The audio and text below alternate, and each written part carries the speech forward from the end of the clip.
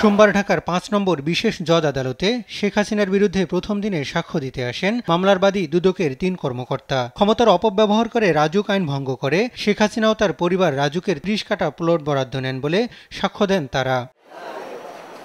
রাজুক সহ সংশ্লিষ্ট সরকারি কর্মকর্তারা নিজেরা লাভবান হতে তৎকালীন প্রধানমন্ত্রী শেখ হাসিনাকে খুশি করতে অবৈধভাবে প্লট বরাদ্দ দেন বলে জানান দুদকের আইনজীবী।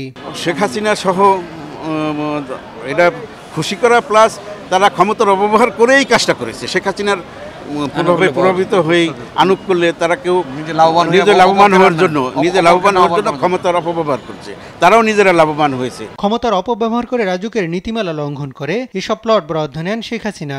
শেখ হাসিনা তাদের ক্ষমতার অপব্যবহার করে প্রধানমন্ত্রী, সে রাষ্ট্রের গণপ্রজাতন্ত্রী বাংলাদেশ সরকারের একজন সাবেক প্রধানমন্ত্রী এবং রাষ্ট্রের সর্বোচ্চ অধিকারী হিসাবে ক্ষমতার অপব্যবহার করে তারা এই প্লটগুলা নিজ দায়িত্বে নিয়েছেন এবং রেজিস্ট্রি করে বকদখল করতেছে। এদিন দুর্নীতির ৩ মামলায় শেখ হাসিনা, তার ছেলে সজীব ওয়াজেদ জয় ও মেয়ে সাইমা ওয়াজেদ পুতুল সহ ৪৭ জনকে অভিযুক্ত করে সাক্ষ্য দেন বাদীরা। ৩ মামলায় আরও ১৫ জন সাক্ষী সাক্ষ্য দিবেন। বিধি অনুসারে হাসান আল মাহমুদ, দেশ টিভি, ঢাকা।